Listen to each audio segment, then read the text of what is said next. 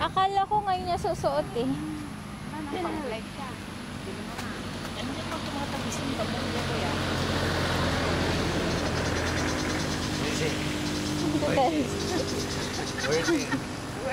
Where's it now? Where is it?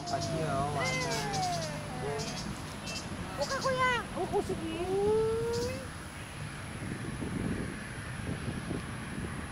Tinitingnan ko yung view, ang ganda eh. Oh.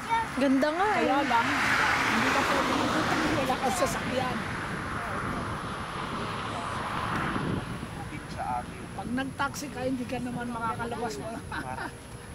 Patay ka. Oo. Come here.